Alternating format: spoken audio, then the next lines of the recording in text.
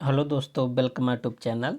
दोस्तों, आज आप सबके लेकर आए हैं यूपी स्पेशल। ये आप सबका 6 नंबर का वीडियो है। तो इससे पहले यदि आप सब वीडियो को नहीं देखे हैं तो चैनल के होम पेज पर जाएंगे या प्लेलिस्ट में जाएंगे, वहाँ पर सब वीडियो है। तो आप सब आराम से सबका रिवीजन कर सकते हैं, सबको पढ़ सकते हैं। ठीक है।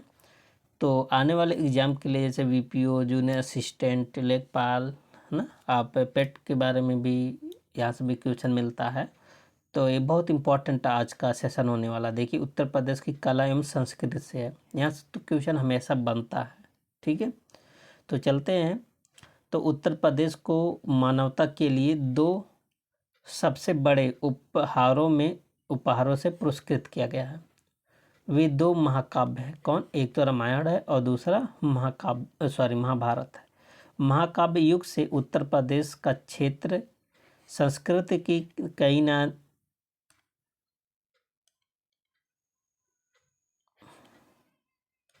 कई नई धाराओं द्वारा पोषित हुआ, जिनमें से दो सबसे महत्वपूर्ण है। एक तो बौद्ध धर्म है और दूसरा जैन धर्म से उत्पन्न हुई। ठीक है। तो अब इसके बारे में देखते हैं। उत्तर प्रदेश में बौद्ध वास्तु कला। ठीक है। तो सबसे पहले धामेक स्तूप की बात करें। ये जो दिख रहा है, एक कौन सा स्तूप है? धामेक स्तूप। तो धामेक स्तूप का निर्माण 500 ईसा पूर्व में मौर्य सम्राट अशोक द्वारा 249 ईसा पूर्व में निर्मित एक पुराने संरचना के स्थान पर किया गया।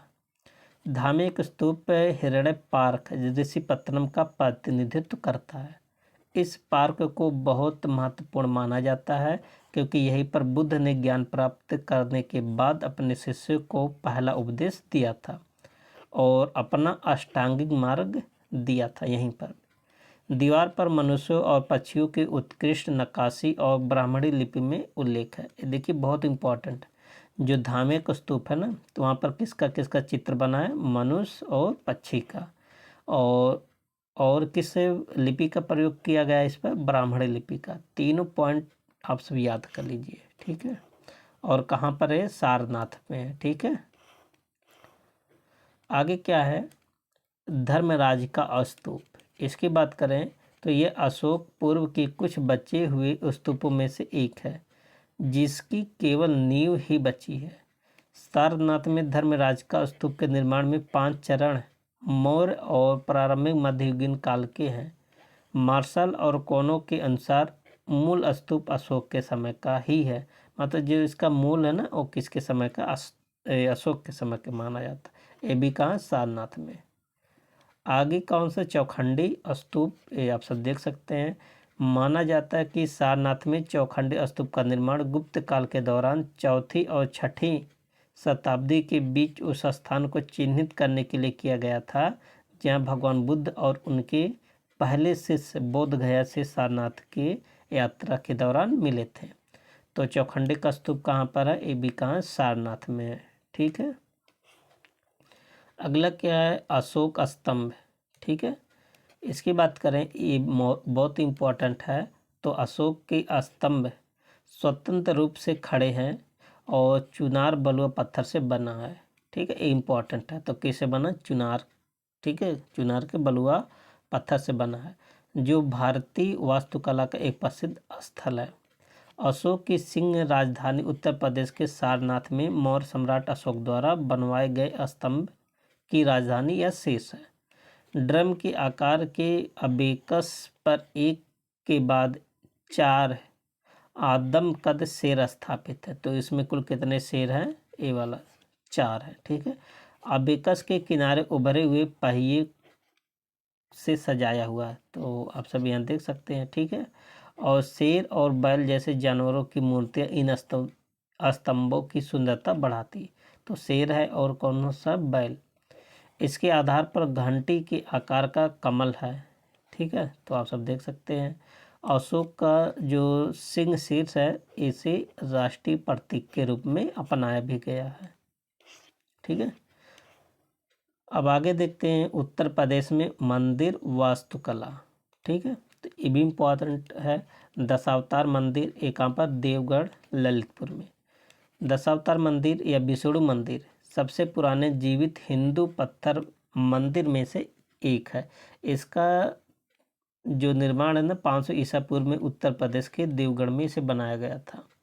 भगवान विष्णु को समर्पित ये मंदिर है। ठीक है, ये अति सुंदर गुप्तकालीन मंदिर उत्तर भारत का सबसे पुराना ज्ञात पंचायतन शैली, ये याद कर लीजिए, में बना है। तो जो दशावतार मंदिर है किस शैली में बना है? पंचायतन। गंगा और यमुना की आकृतियाँ गर्भगृह की ओर जाने वाले नक्काशीदार द्वारा सुशोभित करती। तो इसमें किस नदी को भी प्रदर्शित करता है? तो गंगा और यमुना। शिखर वास्तुकला को पहली बार यह 5वीं-6वीं शताब्दी में पेश किया गया था। शिखर का केवल निचला हिस्सा ही बचा था, जो मंदिर का सबसे महत्वपूर्ण हिस्सा था। ठीक है, तो शिखर का निचला हिस्सा केवल है। आगे देखिए, दूसरा पूछा जाता है भीतर गांव मंदिर, जो कि कहाँ पर है? कानपुर में।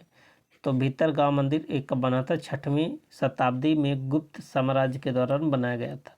ये छत और ऊंचे शिखर वाला सबसे पुराना जीवित टेराकोटा हिंदू मंदिर है। ये भी पूछा जाता है, टेराकोटा।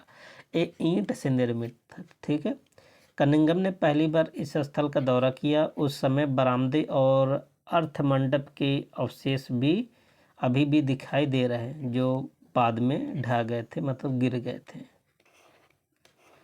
आगे देखिए, उत्तर प्रदेश में इंडो इस्लामिक वास्तुकला, इस नाम से भी आप सबसे एक पेपर में क्वेश्चन बना है। ठीक है, जो चारबाग रेलवे स्टेशन है ना, उसको पूछा गया था। तो इंडो इस्लामिक वास्तुकला में कौन आता है? ताजमहल। ठीक है, तो आगरा में यमुना नदी के तट पर स्थित ताजमहल वास्तुकला की भव्यता का प्रतीक है। बादशाह शाहजहां द्वारा इसे अपनी प्रिय पत्नी मुमताज महल के लिए बनवाया था, और ताज की चमकदार और सुंदरता को सफ़ेद संगमरमर से तैयार किया गया, जिसमें पितरा डेउरा जैसे सजावटी शैली और सुलेख में मनोरम रूपांकनों का सौंदर्यपूर्ण उपयोग किया गया है। तो ये कहाँ पर है? ताजमहल आगरा में यमुना नदी के किनारे है, और बादशाह शाहजहां ने इसे मुमताज महल के याद में बनवाया था। आगे देखिए, आगरा का किला, ये भी बहुत ज़्यादा इम्पोर्टेंट है। ठीक है, ये किला 1573 में सम्राट अकबर द्वारा निर्मित डिजाइन और निर्माण की उत्कृष्ट कृति है। किले के अंदर कई उत्कृष्ट इमारतें बनी हैं, जिसमें मोती मस्जिद, देखिए इसी के अंदर है मोती मस्जिद, दीवान आम, दीवान खास और मुसम्मन बुर्ज इसी के अंदर शामिल है। किले के अंदर जहांगीर का महल भी है, खास महल और शीश महल, अन्य महत्वपूर्ण स्मारक भी है इसके अंदर ही। यह किला 1857 के भारतीय विद्रोह के दौरान लड़ाई का स्थल भी था। मतलब जब 1857 की क्रांति हुई थी ना, तो ये बहुत महत्वपूर्ण लड़ाई का केंद्र भी था। ठीक है, आगे कौन सा? फतेहपुर सीकरी, ये भी बहुत इम्पोर्टेंट है। फतेहपुर सीकरी का निर्माण 1571 से 1585 के बीच हुआ।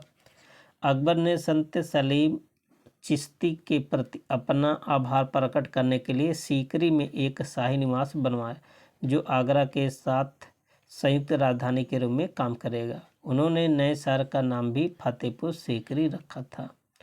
फतेहपुर सीकरी हिंदू और मुस्लिम वास्तुकला की प्रकाष्ठा का सर्वोत्तम उदाहरण है। ध्यान देना, हिंदू और मुस्लिम का।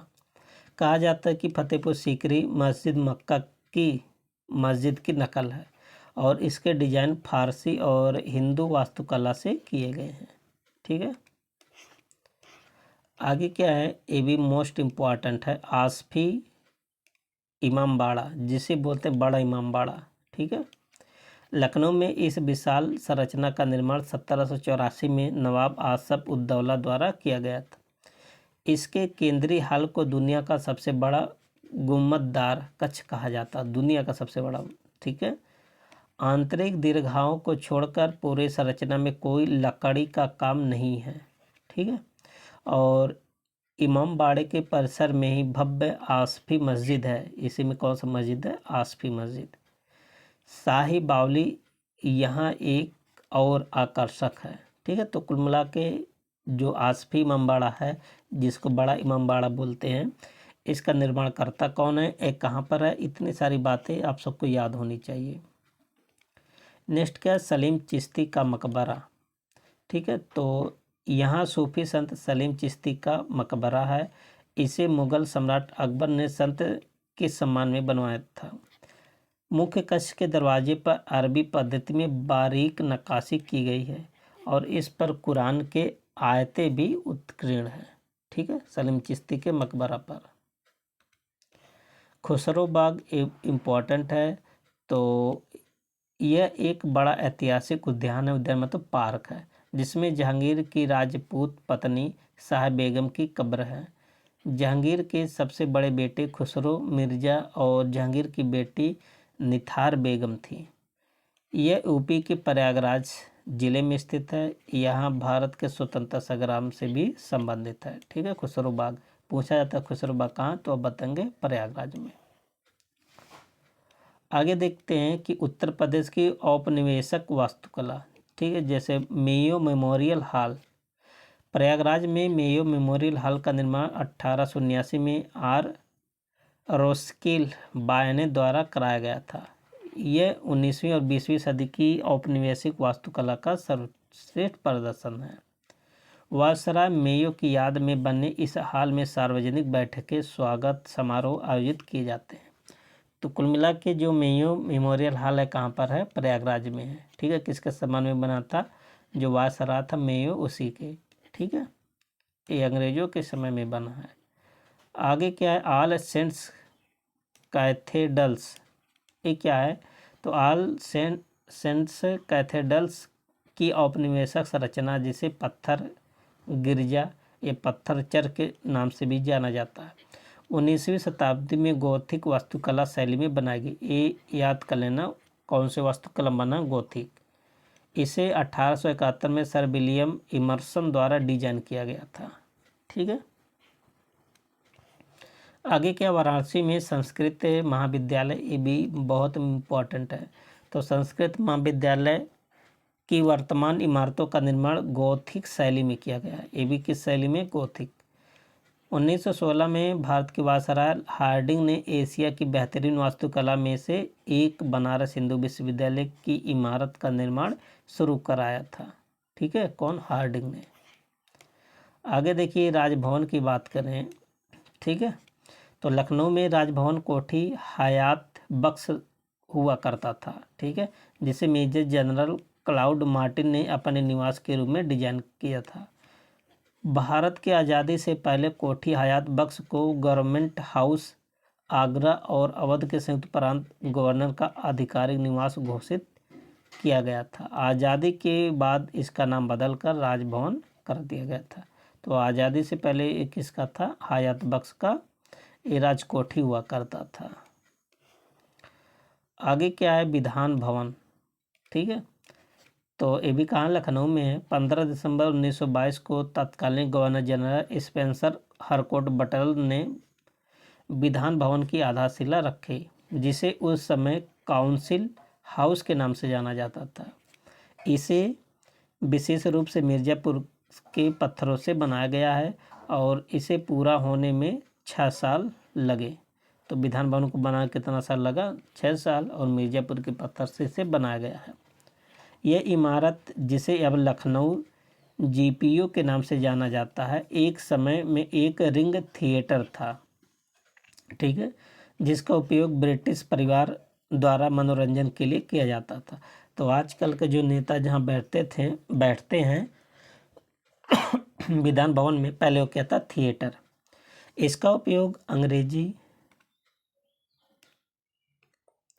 ठीक है, तो आप सब जान गए कि आजकल के जो नेता जहाँ पर कानून निर्माण करते हैं, पहले वो क्या था, अंग्रेजों के लिए मनोरंजन का एक महल था। ठीक है, इसका उपयोग अंग्रेजी फिल्में दिखाने के लिए एक मंच के रूप में किया जाता था और यहीं अंग्रेजी नाटक भी प्रदर्शित किया जाता था। ठीक है, आगे क्या है, बेगम समरू चर्च, बहुत इम्पोर्टेंट है। ठीक है, तो ये कहाँ, सरधना मेरठ में है। ठीक है, तो बेगम समरू चर्च का मेरठ में। सरधना का चर्च बेगम समरू द्वारा बनवाया गया था और वर्ष 1822 में मदर मैरी को समर्पित किया गया था। यह एक रोमन कैथोलिक चर्च है और यूरोपीय स्थापत्य शैली का एक बेहतरीन उदाहरण है। तो याद कर लीजिए किस शैली का है, यूरोपीय स्थापत्य शैली का पूछा जाएगा। ठीक है, बेगम समूर का मेरठ में। आगे देखिए मथुरा स्कूल ऑफ आर्ट, इसके बारे में देख लेते हैं। ठीक है, कुषाण काल में मथुरा कला अपने शिखर पर पहुंची। इस कला का सबसे महत्वपूर्ण कार्य बुद्ध की मानव रूपी छवि है, जिसे अब तक कुछ प्रतीकों द्वारा दर्शाया जाता है। न केवल बौद्ध धर्म बल्कि अन्य दो धर्म जैसे जैन धर्म और हिंदू धर्म के चित्र भी मथुरा शैली में चित्रित है। ठीक है, तो आप कह सकते हैं जो मथुरा था, हिंदू हो गया, बौद्ध हो गया, जैन हो गया ना, तीनों धर्मों का प्रमुख यहाँ से चित्रित मिलते हैं। प्रमुख विशेषता की बात करें, इसमें विष्णु और शिव की छवियाँ उनके आयुधों द्वारा दर्शाई गई है। बड़ी छवियों का आयतन चित्र तल से बाहर प्रक्षेपित होता है। चेहरे गोल और मुस्कुराते हुए हैं। शरीर पर वस्त्र दिखाई दे रहा है। बुद्ध, यक्ष, यक्षिणी, शैव और वैष्णव देवताओं की छवियां और चित्र बड़े पैमाने पर उकेरे गए हैं। मूर्तियां बनाने के लिए अधिकतर चित्तीदार लाल बलुआ पत्थर का उपयोग किया जाता था। दूसरी शताब्दी ईसा पूर्व में मथुरा की जो मूर्तियों की कामुकता का स्थान ले लिया। तीसरी शताब्दी ईसा में मूर्ति में अत्यधिक कोमलता और गति को कम करके मूर्तिकला की मात्रा में परिवर्तन को दोनों पैरों के बीच की दूरी बढ़ाकर शरीर की मुद्रा में झुकाव का उपयोग करके दिखाने जाने लगा। सिर को चारों ओर प्रभामंडल द्वारा सजाया गया है। ठीक है, ये मथुरा कला के बारे में था। ठीक है, अब देखते हैं उत्तर प्रदेश में चित्रकला। तो उत्तर प्रदेश में चित्रकला परंपरा प्रागैतिहासिक काल से चली आ रही है, जैसे गुफाएं या मिर्ज़ापुर शैली के सलासराय, मतलब जो मिर्ज़ापुर के आप सब गुफा में देखेंगे ना, वहाँ पर भी उसकी गुफाओं पर भी चित्रित मिलता है। मिर्ज़ापुर चित्रकला के बारे में देख लेते हैं। यह प्रागैतिहासिक काल की है। कुछ प्राचीन चित्र मिर्ज़ापुर और सोनभद्र जिले के लखनिया दारी की गुफाओं से पाए गए हैं। ठीक है, वे उत्सव, नृत्य, युद्ध और शिकार के दृश्य को चित्रित करते हैं। सोनभद्र और चित्रकूट की गुफाएं चित्र मध्यपाषाण और नवपाषाण काल के बीच के समय पर प्रकाश डालते हैं। मतलब यहाँ से जो नवपाषाण काल और मध्यपाषाण काल के भी चित्र पाए गए हैं। ठीक है, और मुगल चित्रकला की बात करें, इसे चित्रकला की आगरा शैली के नाम से जाना जाता है। ठीक है, और लघु चित्र मुगलों की गतिविधियों और जीवन शैली को दर्शाती है। उत्तर प्रदेश में चित्रकला का स्वर्णिम काल मुगल काल को कहा जाता है। जहांगीर के शासनकाल में चित्रकला अपने चरम शिखर पर पहुंचा था। ठीक है, आगे क्या है, बुंदेला चित्रकला, ये भी इम्पोर्टेंट है। तो बुंदेल चित्रकला राजपूत चित्रकला शैली से संबंधित है और बुंदेल चित्रकला जीवन के सभी पहलुओं को शामिल करती है और इसमें मजबूत धार्मिक निहितार्थ, देवी देवताओं के विषय में शाही दरबार के दृश्य, पौराणिक पशुओं और यहाँ तक कि आम आदमी की रोज़मर्रा की ज़िंदगी से संबंधित दृश्य भी शामिल है। ये सब मतलब बहुत छोटी सी चीज़ों को लेकर बड़ी चीज़ों तक सबको बुंदेला चित्रकला में शामिल करता है। चित्रकला की कला बुंदेलखंड के क्षेत्र में अपनी पूर्णता चरम पर पहुंच गई और जब ओरछा के राजा ने मथुरा के केशव देव के मंदिर का पुनर्निर्माण कराया था। ये इम्पोर्टेंट है, पूछा जाता है कि जो मथुरा केशव देव का जो मंदिर है कौन निर्माण करवाया था, ओरछा के राजा ने। आगे है वज्र चित्रकला, इसे चित्रकला की मथुरा शैली के नाम से भी जाना जाता है। मथुरा, गोकुल, वृंदावन और गोवर्धन की चित्रकला में भगवान कृष्ण के जीवन दृश्यों को दर्शाता है। राजपूत चित्रकला क्या है, इसका विकास कन्नौज और बुंदेलखंड के चंदेल राजाओं ने किया।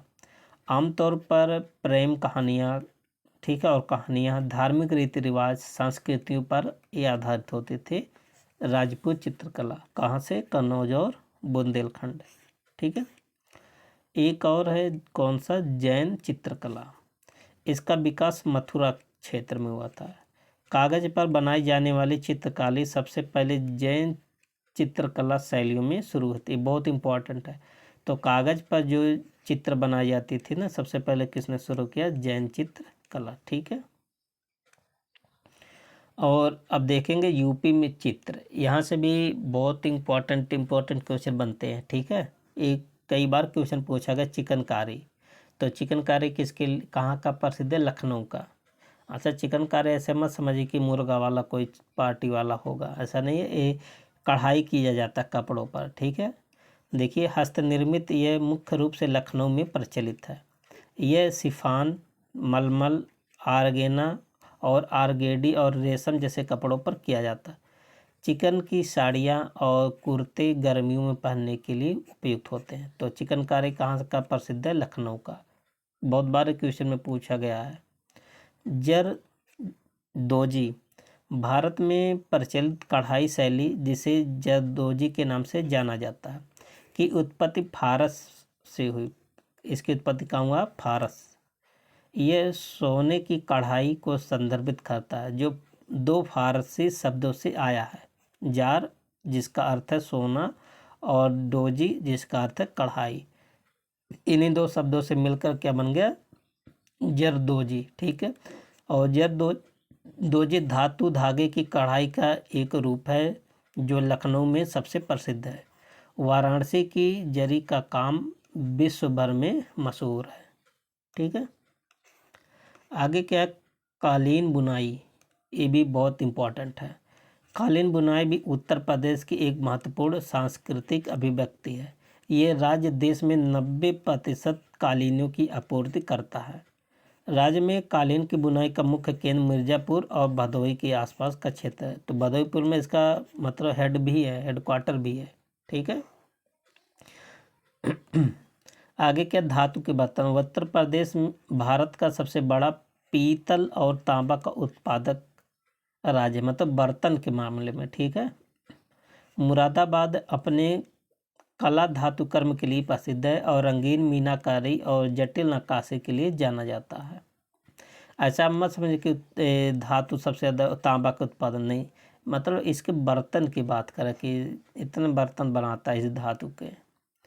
मिट्टी के बर्तन की बात करें, उत्तर प्रदेश के खुर्जा, चुनार, रामपुर में सफ़ेद पृष्ठभूमि और नीले हरे रंग के पैटर्न वाले चमकदार मिट्टी के बर्तन बनाने की कला यहाँ पर विकसित हुई थी।